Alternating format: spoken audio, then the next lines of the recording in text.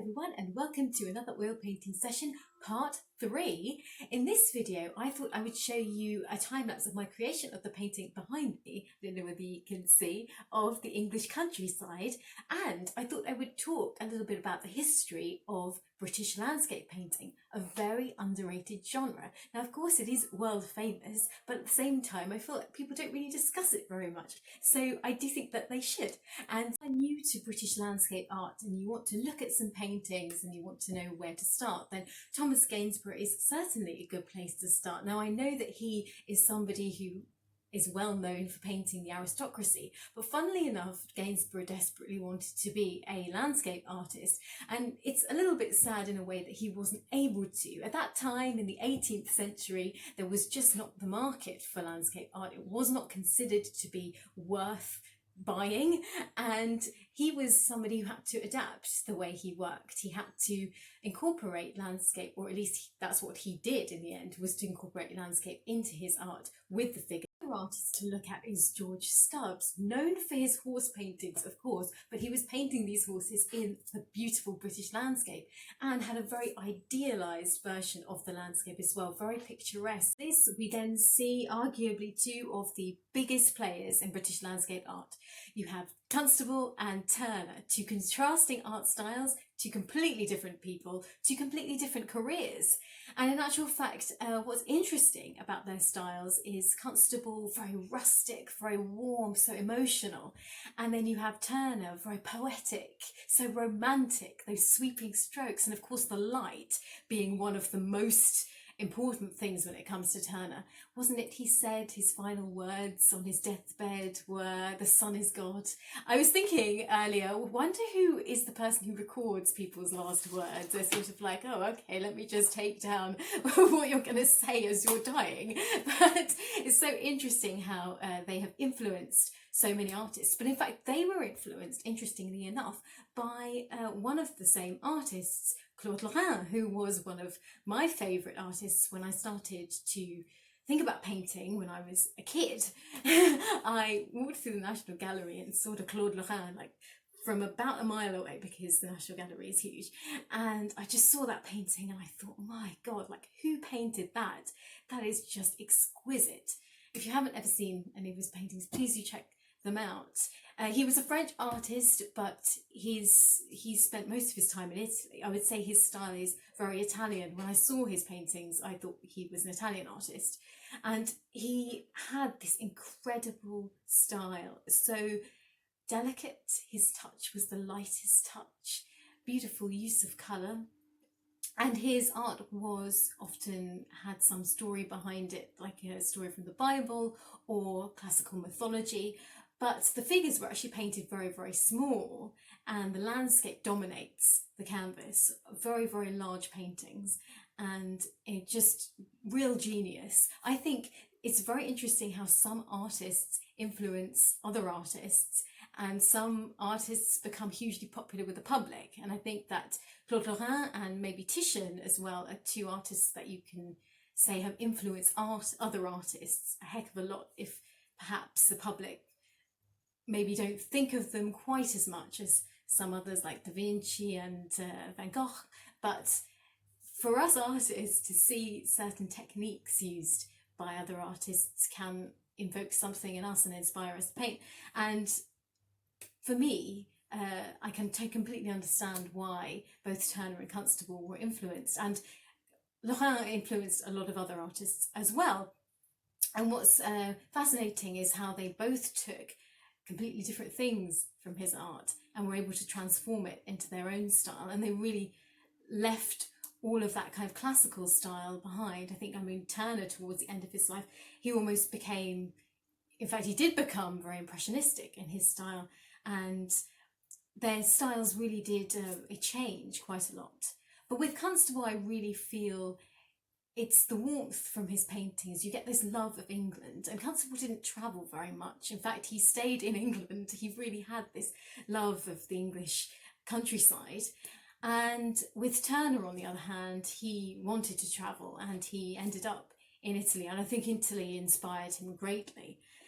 And also his paintings of the Industrial Revolution were very notable. So you see the landscape changing a lot with after Constable and Turner came a group of artists, poets and writers called the Pre-Raphaelites, and they were pretty controversial for their depictions of scenes from the Bible, but also controversial because of the way that they actually painted. They used a hyper-realistic style, something that is familiar to all of us nowadays because we've had a resurgence of hyper-realism and photorealism. So they would paint nature in the tiniest of details. You know, you'd see every single hair on a sheep's face. You would see every single tiny leaf. It's certainly not my personal style. It's not something that I like in my own art personally. However, it's very interesting how much anger hyperrealism can invoke, and particularly in critics at that time, they did not like the way that nature and the scenes and the people were being presented in this super realistic way. It's certainly something that was not considered art. And nowadays, when you see a hyper realistic painting on Instagram, for example, you'll see that it has thousands and thousands of likes. So there's certainly a great appreciation for the skill involved. And there were many fans of the Pre-Raphaelites in the end, and there was certainly an appreciation for the skill that it took. But again, there were people, as there are now, who just detested them and detested what art had become. So then after the British landscape changed over the years, you had artists coming up and showing their incredible talent for depicting the way that Britain had changed. Some notable groups and artists to look into include the Camden Town Group, Lowry with the most incredible stick men you'll ever see, stick figures I mean, Paul Nash, very surreal. And of course you can have a look at my art too, and some other artists that you can see either in galleries or online. I decided to paint this landscape here is because I have been reassessing my landscape paintings since I took part in a plein air competition in the summer. And I started to see that the more I have been painting landscape, the more I've been feeling the Britishness of my work, and the more it shows, I think, my love of the countryside and also the love of England, because I do paint London sometimes as well, because I do visit London also. It's just that it's such an odd thing when you grow up somewhere, you can sort of take it for granted. And I, as I was growing up, didn't really want to paint the British landscape. I used to think I would preferred actually to paint what was in my imagination, and I still do enjoy that very much, and I don't think that that fantasy side of my art will ever leave. But I have started to take more and more in when I'm out and about and looking around at where I live and also the area surrounding it, and thinking this is actually incredible. I live in a place that has such rich natural beauty. And there's something about the colours of England that I really wanted to represent in this painting, because it's the richness of the earth, it's the richness of the trees. They have such an amazing and distinct colour. I'm going to begin by talking a little bit about composition. I think that when painting a landscape, it can be so overwhelming. You can often see so much in front of you and not know how to even begin. It's a very difficult thing when you're starting out as a beginner, or even if you are an experienced painter but you don't really paint landscape and you suddenly come to landscape. It's so overwhelming, and how are you supposed to know where to start? I often find the best way, at least this works for me, is to find an area that I want to focus on, but you can also apply different strategies. So when it comes to which aspect of the painting you want to pay attention to, it doesn't necessarily have to be a animal or the grass or the sky. It could actually be something like you want to pay attention to the light and the shade, or you want to pay attention to some intense contrast, or you want to pay attention to adding a lot of drama, or you can add some ethereal elements, or you want to pay attention to one particular part of the canvas. So say you want to pay a lot of attention to the foreground and blur out the background more. So you can think of it that way, and it becomes a lot less terrifying because then you can start to construct some idea in your head about how you can progress from that point. And with landscape, it is a very different genre to any other. They're all very different from each other and they all require different strategies. And what's great about landscape is you don't have to think of it in such a straightforward manner. You can be as free and as wild as you want.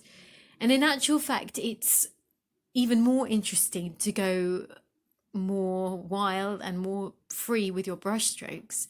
You don't have to be so restricted, even if you do like to create a lot of detail, which is absolutely fine as well. You can be much more fluid. And you also want to consider as well your brushstrokes seriously, because in painting in other areas, brushstrokes can sometimes be less of a consideration or just ironed out, basically. I know a lot of artists like to just basically get rid of all their brushstrokes and not see anything at all to make it look super smooth.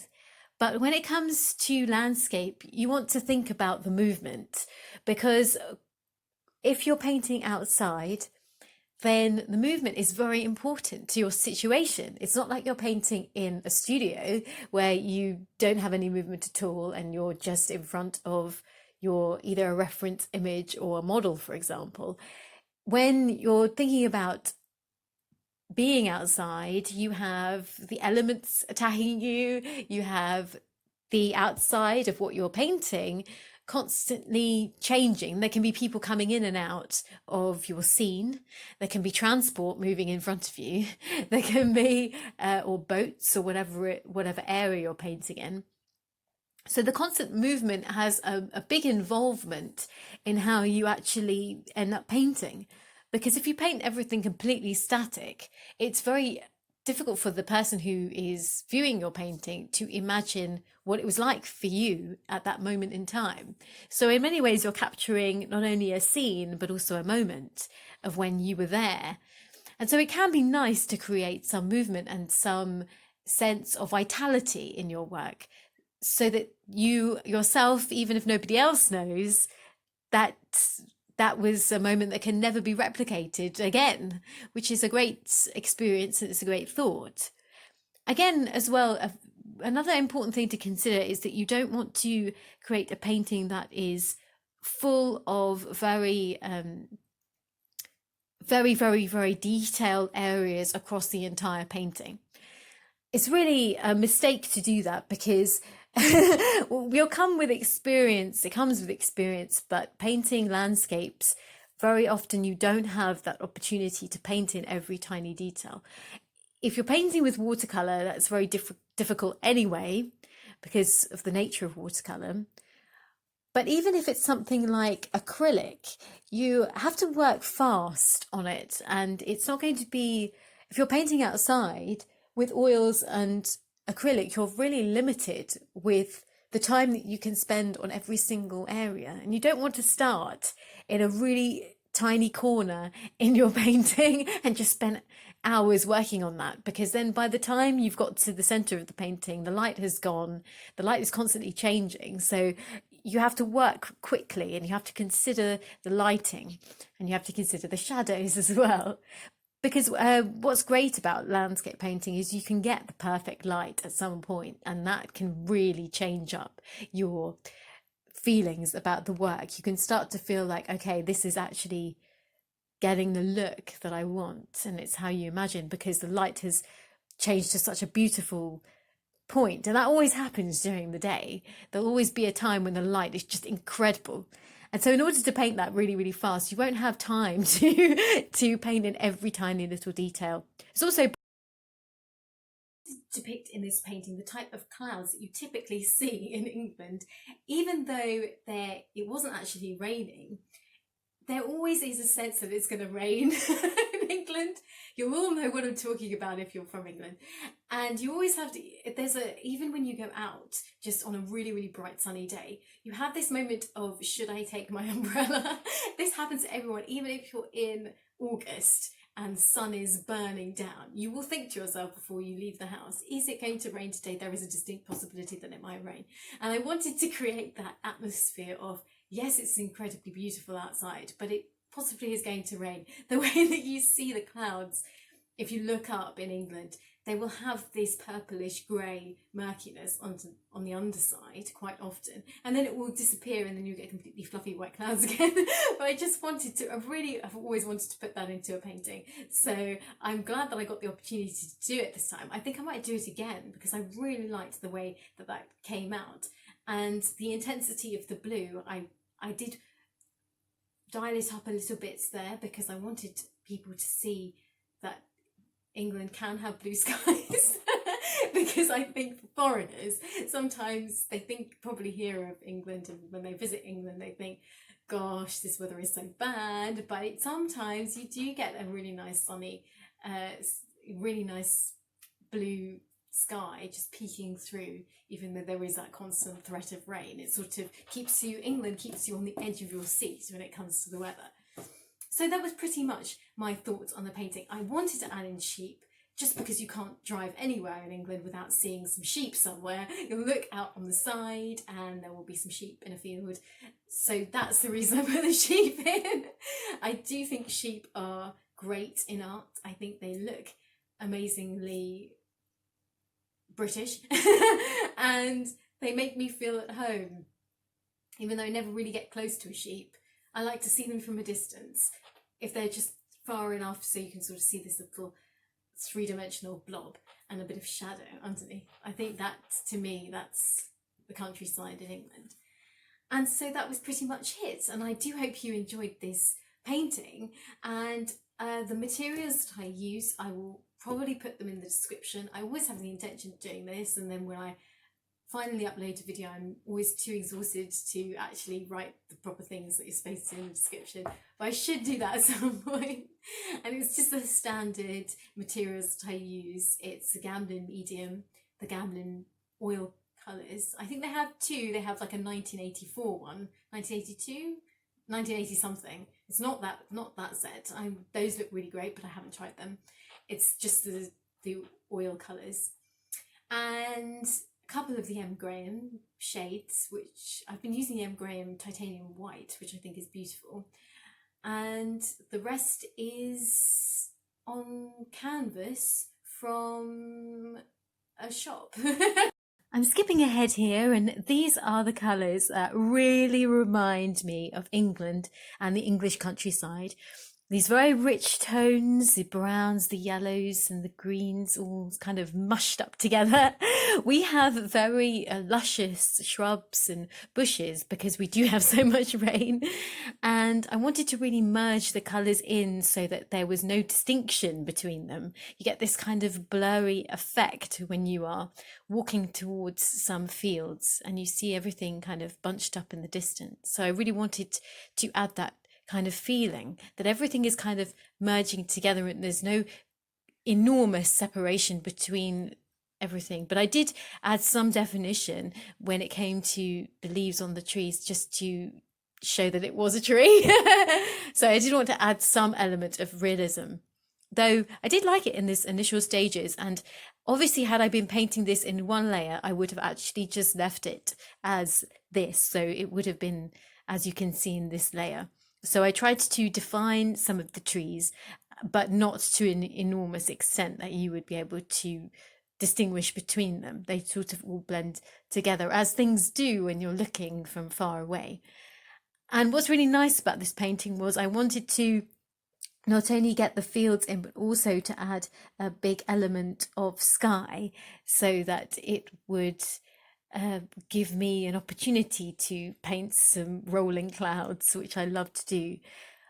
There was an opportunity to paint a heck of a lot more clouds than this, but I really wanted it to have this ethereal, wispy quality, and for it to be fluid, like a sort of fluid skies. There wasn't actually that much definition in against with the clouds against each other. But there is some definition, of course, and I did go and add some more with the darker greys and purples underneath the clouds, as I mentioned. And here I did go in with a little bit of a little tiny brush just to get this far in the distance extra couple of fields. You can go wild with this because in England there are so many fields upon fields. But I didn't want to add too much because I think that I wanted the composition to be relatively simple. And perhaps for me, it is a challenge sometimes to add more. And I think that I always worry the painting will be overcrowded. It's something that bothers me a heck of a lot when I'm working on paintings. I feel that if there's too much going on, it's just so confusing to the eye and it just doesn't have the right sense of space. And it's still something that I have to work at. And I guess as artists, we're always trying to improve our work. And I felt that I got the space right to a certain degree in this painting, but there have been other times when I have really overworked the amount of detail that I've put in, or the amount of trees, for example. And that can be very easy to do because when you are in a landscape and you're painting right there are a heck of a lot of trees and you want to be able to fill a landscape so that people can be familiar with it and say, okay, that's a landscape I recognize because you see loads of trees, it's a woodland area or whatever. But by the same turn, it can end up working against, at least it does end up working against me, because I then feel the painting gets drowned out by too much going on and not enough for the eye to see. And it's a bit of a problem. And I think that I don't know whether most artists worry about this, but it's an enormous concern for me when I'm painting. And sometimes when I think of the composition beforehand, I will make sure that I don't add in too much initially. And then it's just right at the end. If I feel it looks too bare, that's when I will add things. But very rarely does that happen. I often find it's the other way around, that it's been too stifled by the amount of elements that I try to add. It's really a ridiculous worry because when you go to, at least when I go to see artwork in galleries and things, I then start to feel that I don't make enough effort with my paintings, even though I make a heck of a lot of effort. I feel like I want it to look like I've made a lot of effort. And if there is less content in the paintings, I worry that people think I just did it in about 5 minutes, when in actual fact it's the opposite case. I spend a heck of a long time and I'm trying to deliberate all the time whether to add certain elements and delete certain things. So it's a difficult problem because sometimes I think the more simple the art, at least in my case, the better and more successful it's been. But at the same time, I don't want people to think that I've just like slapped on the paint in about 5 minutes and didn't care about it at all. So it's always a juggling act that you're trying to do, at least I am. And I just added some texture here to the foliage and grassy stuff. I really enjoyed this part of the painting because most of the main basic areas are covered, and you just start to add these little tiny areas to create the illusion of grass and little flowers. I was very, again, strict with myself. I made sure not to go wild with this, but just to stick to how it would look to the eye and not, go too detailed with it. And using a very tiny brush that is really quite great for this type of thing. I don't have the smallest brush though. It's because I don't have one. That's really as intelligent as that statement gets. You can always go back and darken these areas. Sometimes the contrast can look a bit too high. Like, as you can see, it's looking very light in comparison to the rest of the painting. So I did end up muting the colour down a bit, but there's a lot of mixing going on. I don't tend to use the colours straight out of the tube because it just never looks right in comparison to what I want the colours to look on the canvas. My battery ran out on my camera at this point, which is really a shame because there was another whole big sweeping element to this, which was all the kind of purplish flowers that were in the foreground that I wanted to demonstrate, and also the clouds as well. But I think you get the general idea of what I was trying to do, and a lot of circular motion for creating the leaves and texture. So no precise work here, just filling in areas really. So I do hope you liked it and that you like this process. Thank you so much for watching this video. I really hope you enjoyed it and that you enjoy the time lapse too. Thank you so much again for your amazing comments on my last video. I will see you soon, and also let me know if you have a favourite British landscape artist and the reason why. It would be so interesting to learn about it. So thank you so much, and I will see you soon. Take care, guys.